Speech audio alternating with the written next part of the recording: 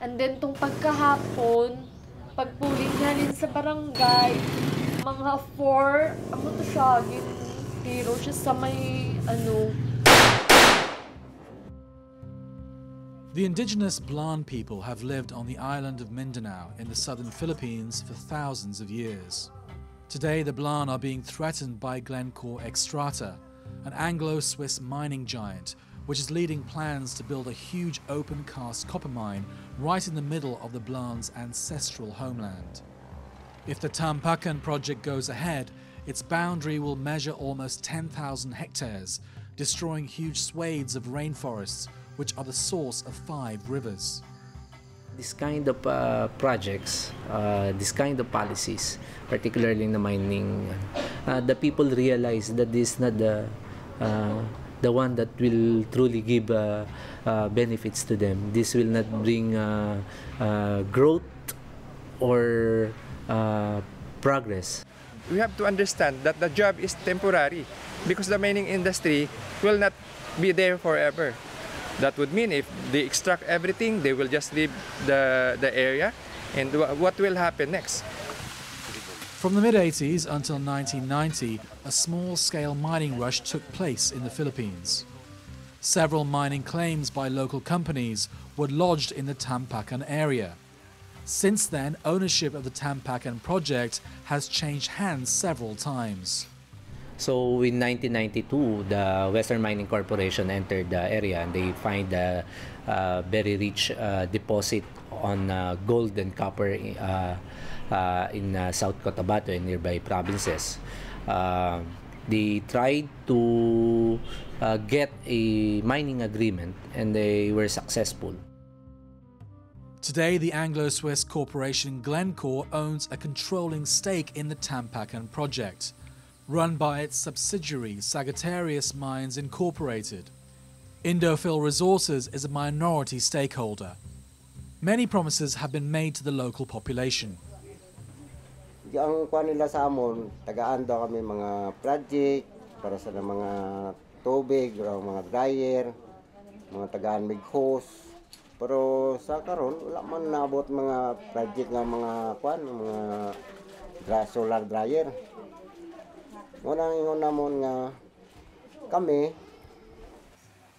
Feni Koseko is a local scientist who has been researching the effects of the ecological damage caused by mine developers, like the 1993 Mar copper mining disaster in the northwest of the Philippines. The Magila-Gila Dam storing toxic mine waste collapsed and caused the Mogpog River to be flooded. More copper acid mine drainage took about 20 years, and until now this has not been resolved by the mining company itself. In fact, they filed charges to the company, but they did not comply.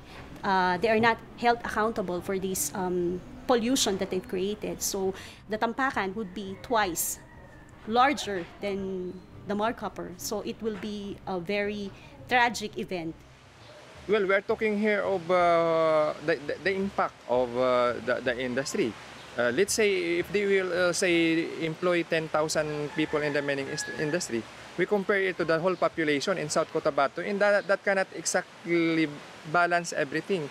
You are compromising millions of people compared to the jobs that they were going to raise. And we have to understand that the job is temporary because the mining industry will not be there forever. Human rights groups say that atrocities against local indigenous communities by security forces are linked to community opposition to the mine. Upon the entry of any mining corporation comes with a military force. So whether this force is sanctioned or not by the Philippine government, by the local government, or by the private security assets or institutions of the multinational or transnational corporations. So each and every time these businesses come in, private security or security forces are always there. So it's from regular military units to paramilitary groups. So aside from the security guards, no, private security guards. They employ paramilitaries, meaning they are forced to recruit local militiamen who guard this project. And they have a memorandum of agreement with the Armed Forces of the Philippines to organize military units, set up detachment inside the mining concession. They say it's to counter the communist or anti-insurgency force, but actually it's a security force for the mining operation. And these military units involved are also the one we suspect who doing the killings and harassment to the local people. Glencore Xstrata has admitted that its mine has made payments to military forces, which have been responsible for atrocities against the Blan people. Local activists also report how the companies in charge of the Tampakan project have sought to create division in local indigenous communities and have tried to corrupt government officials. Some of the politicians received the envelope from Isima Xstrata. I think that the politician knows that Republic Act or Binding Act 1985 is inconsistent by the Philippine Constitution of 1987.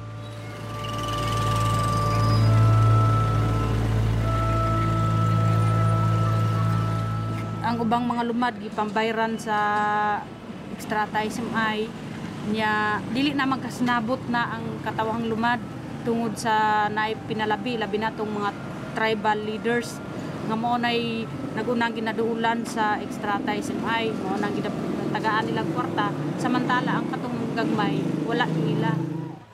Concerted local opposition has dealt major blows to the Tampakan project and has seen the expected date for the mine to be fully operational delayed repeatedly. As for the mining that is proposed in the municipality of Tampakan by a company which is Sagittarius Mine Incorporated, they will use open pit mining. So they could not mine it because under this ordinance, open pit is banned in our province. Catholic Church officials in the southern Philippines have also taken a strong anti-mining position. The Church fears environmental degradation and social disruption, particularly for the indigenous population. Mining, it could be a disastrous for the environment because we believe that the creations of God, we must understand the creations of God not for profit, not for exploitation, just to, we call it just to satisfy the human greed. I don't believe the Xstrata SMI because they came here just to have a profit. The Xstrata SMI is lying the people of the South Cotabato that they came here to provide jobs, to provide to alleviate the economic problem of the people, but it is a lie. Kinihulga po ni sa pagpuyo sa katawang lumad, ilabi na sa tibok rehiyon kay ang mahitabo niini ang katong pagpahawa sa katawang lumad kung magpadayon ang pagsulod sa mga dinagkong pagmina. Gani bisan pa man dili pa full blown ang operation sa Xstrata SMI, daghana ang mga violation ang gihimo. Naguna diri ang katong pagpatay nila sa pamilyang Kapyun, kaduha ang katong pagpatay pud nila sa pamilyang Priay.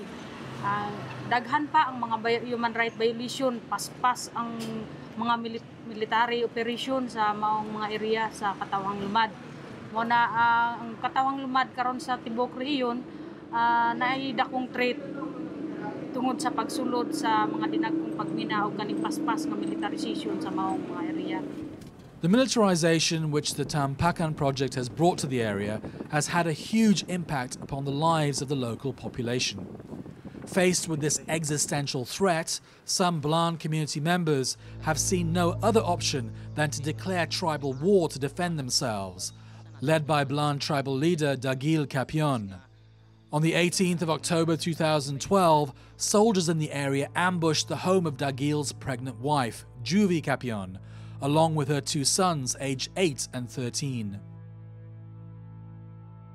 Si Jubi Kapion usa sa ka-membro sa Kalgad, kaupungan sa mga lumad dito sa Tampakan. Sa wala pa siya namatay, naghana ang mga threat sa ilang pamilya. Kay una ang pamilya niya, ang yang bana, usa ka leader sa karang pangayaw. Kung pangayaw, mao na ang pinakataas nga porma sa pagbisog sa katawhang lumad kung giyatakan ang ilang tawhanong katungod. Si Dagel ang leader sa pangayaw, lumad nung pagsukol niya. Si Jubi Kapion tungod kay ang yang bana usa ka leader, mao na ang ginagukod pod sa 27th IB, ginagukod pod na sa labi na sa mga paramilitar. 1 year after the Kapion tragedy, the Tampakan community was shocked once again by the killing of a Blan clan chief and his 17-year-old son. Anting Frey and his son Victor were shot dead by government troops operating in the area. Tabanaan ko nga ni, tabanaan ko rigamo. Kuwating tilaf nati, fiyo nun hintin sa, falun bagbayen do bagker mi magumne, yeni maan gumne bag mo kamlang afus, bag mo bohon, do menane mi magugumne, kam tabaling ko titilabeng bagfnati ba mi ben gay bagren mi magumne. Mi ben ko kahibud yeri rumun walu tilabeng bagfnati. Nakararong na ye ba ame landek kunin sa amne di sa fit kalasara. Dumay na nim kari yeri red ngaan. Ta for you. Ta ni ta kando yeri ta ni ta kando yeri Bisaya ato. Ta fan for balu to riralu. Ye na fan ngulen tilabeng bufnati di gulan di saraan. In addition to the murders of prominent Blan community members, locals have reported incidents of intimidation by security forces and local government on behalf of the mining company. In the area where the SMI Extrata mining corporation or conglomerate is operating, there are several organizations of indigenous peoples in the many communities in the area. They do protests, no? They conduct rallies, they hold meetings, mass meetings to explain the issues, the implications, and to get as well the feedback of the people in the community.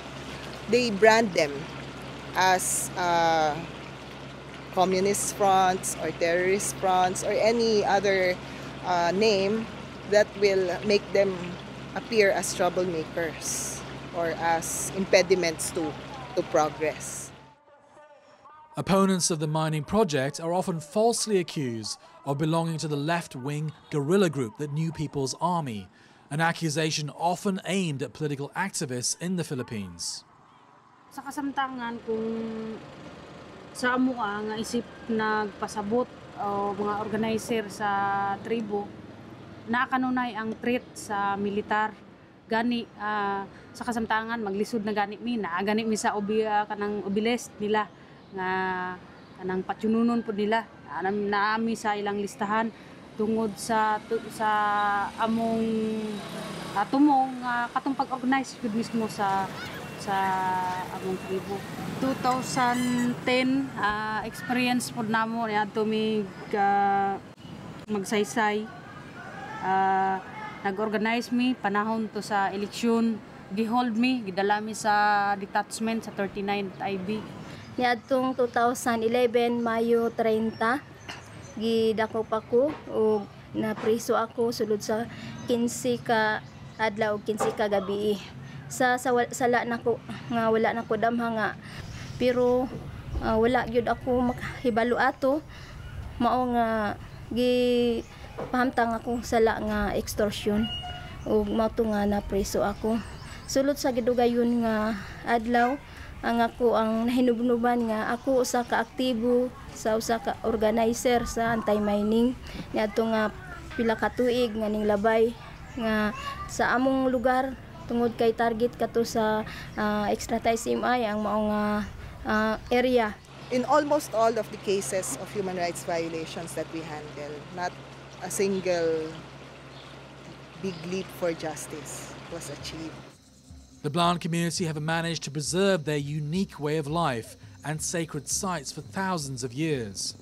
Their territory is central to their cultural identity. It is no surprise that local opposition to the mine, which threatens to destroy ancestral burial grounds, has been so strong here. Kung sa mua, kung mawala ang yutang kabilin, mawala po ang among pagtuo. Kay dito man among exercise ang among pagtuo dito sa among ancestral domain. Ang kuan, pero ganing inaway kasi ang gobyerno mabato ka di mo kaya. Pero sa balaod nga subayon nga dili mo hawa diri sa among area. Kayo inaway wala kayo mahimo diha. Sa tanan pirsa ara sa gobyerno.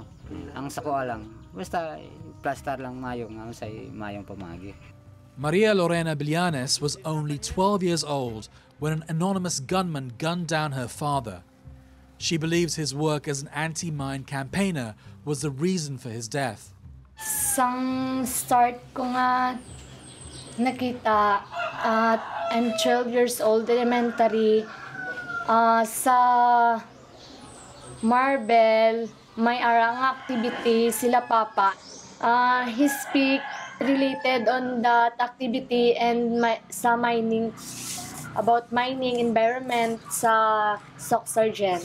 Isa siya sa dako nga nagababag sa estrata isimay ng mining sa Tampakan. Kung kaya nga may arang nga treat sa iya, and then habang nagadugay nang hindi niya gid gusto nga nang buhian ang iya nga obra kung ano ang sa pamatsyag niya nga tama ginahimo niya kung kaya nga ginpatay siya kay hindi siya magpunta. Nang may nagkadto diri tung day nga napatay siya masang aga. Kay miyarabi nga ng mga military nga nag-stay sa barangay. And then, nagkipag-dialogue siya dito sa barangay official sa amon nga barangay. Upod ang tung mga military. Tung that day, March 9, 2009, amo to siya tung adlaw nga makipag-dialogue siya sa barangay official kag sa mga military. Pero that time ginpa-cancel nila atong ilang dialogue kay may ara daw nga importante nga kadtuan tong military. And then tong pagkahapon, pagpuli niya halin sa barangay, mga 4, amo to siya tiro siya sa may sa tubangan sang fire station sa Marbel. The Blan people's opposition to the Tampakan project has won widespread support from across the Philippines and internationally. Ryan Lariba was an agriculturist before he decided to dedicate his life to the Blan's cause. He is now one of the most well-known activists in the southern Philippines. Niadtong Marso 18, 2014, naglunsad kita og lihok protesta atubangan sa Hagunoy Police Station kung diin ato ang lunsad ang usa ka noise barrage, gipukpok ang gate sa police station para ipalanog ang ato ang panawagan nga hinanaling buhian ang siyam ka mga sibilyan nga illegal nga gipang aresto sa 39th IB ug sa PNP. Nagsinggit dayon ang mga pulis nga arestohon ako ug uban pa sa mga lider sa maong lihok protesta apan ang ato ang katuyuan man lang sa maong lihok protesta ay ipanawagan ang inanaling pagbuhi sa siyam ka mga sibilyan nga gipasakaan og mga tinumutumong kaso sama sa 2 counts of murder, 3 counts of frustrated murder, malicious mischief ug robbery in band nga tin-aw man nga tinumo-tumo kini ug ang mga sibilyan nga gipang aresto ang siyam ka mga sibilyan ay mga inosente ug mga yanong mga drivers, yanong mga mag-uma nga nanginabuhi ra pud sa matag adlaw. The campaign against the Tampakan project continues to grow, despite continuing militarization, repression and violence against local activists. Human rights organizations and politicians are calling for an end to the intimidation and impunity used by the Philippine military and SMI Extrata in Tampakan.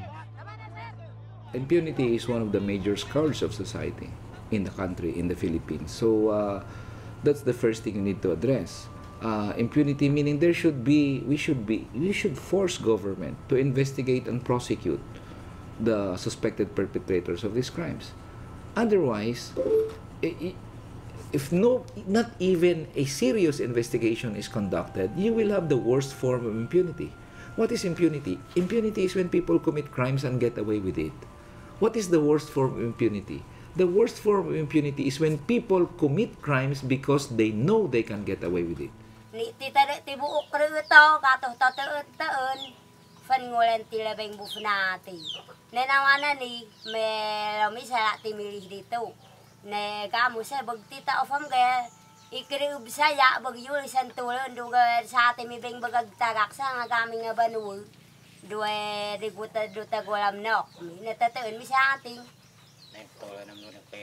Ne may acting galero na ye. Dufnati la sa tafan faya. Tikuta umilah ye men gue dad nga nangagamu tafnati la anting men gue mda at tikuta idjol dad nga kurang. One child killed in our greed for gold and mineral resources is one death too many. Nanawagad pod ang kaluhamin sa hinanali pod nga pag-fall out sa mga militar dito sa mga sa kabukiran kay samta kung naang mga militar naagi hapon ang kaakibat ni ana ang human right violation muna isip kami na sa katawang lumad sa kaluhamin nanawagan gyud sa hinanali nga pag-fall out sa militar sa kabukiran o pagpahawa gyud mismo sa Glencore Extrata sa Region 12. Due to the levels of resistance that the mine has met locally and nationally, Glencore has repeatedly put back the date when it predicts that the Tampakan mine will go into operation.